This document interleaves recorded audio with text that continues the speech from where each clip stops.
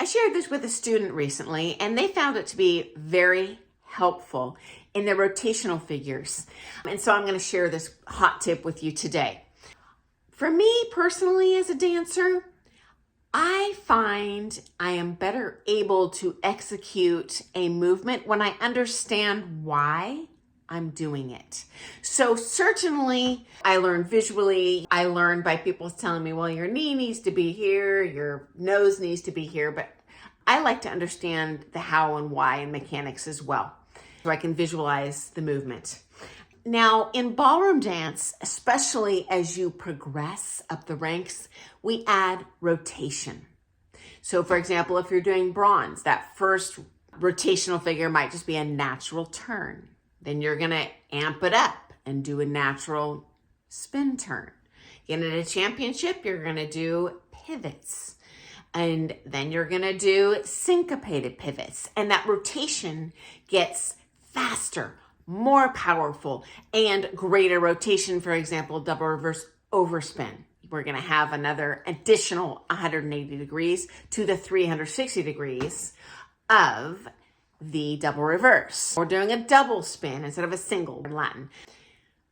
Unlike the vast majority of dance styles where we dance as a single body and we are just on one center, our center, and that's it. And I just easy peasy lemon squeezy. And this is how DNA designs us to move. One of the big challenges with ballroom dancing is DNA does not set you up for success with gaining a 100-pound tumor on the front of your body and rotating with that. It's just not how our bodies and especially our minds are built. But here's the good news, guys. Once you master that technique, you can do things with two bodies that are insanely beautiful and incredible and not possible if you were just dancing with one body. And so here's our little visual today, guys. I'm sure you've seen one of these little balance birds before, okay? So we have a little triangle here. We have a birdie. Birdie balances on its beak. Birdie spins. Okay? So we have birdie spinning. We have 2 points meeting each other. In the case of ballroom dance, this will be knees and knees. So if the bird were spinning independently, not counterbalancing something else, birdie would spin just fine on the tummy. Now you try spinning this bird on balance on its tummy. This is not going to work. That recipe for disaster. So we do need parts of our body more forward than the others to make the physics work on our behalf. Otherwise, guys, you can do it, but you're going to have to manhandle your partner with your arms. Why are they so heavy? Why are they pulling on me? Why are they dragging on me?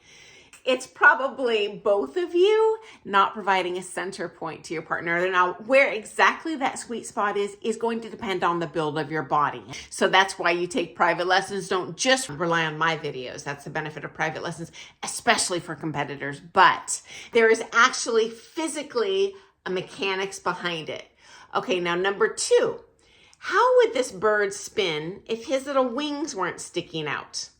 It would fall right off of there. So friends, your frame, that wide frame we see in dance sport, it's not just to look pretty. Trust me, it will help make that rotation, the physics work on your end and not against you. So do pivots take power? Absolutely.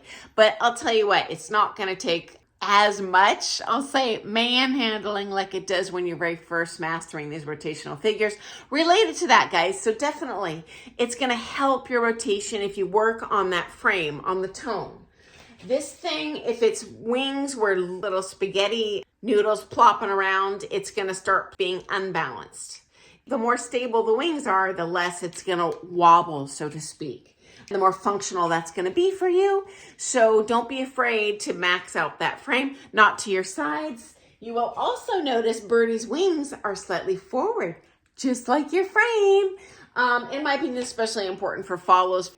I don't know why, probably because you're trying to track the beefy muscular part of his body, but we tend to get a little bit of a bad habit of having a dead straight back line instead of that forward line. That forward, elbows ahead of you and wide, is gonna help the functionality for your rotational figures way more than that totally flat and out line. Is going to be a lot less balanced for you guys. So anyway, hope you found that little visual to be helpful. Next time you're practicing in your lesson or with your amateur partner, think about that birdie on the triangle. Okay guys, I look forward to seeing you first thing tomorrow morning.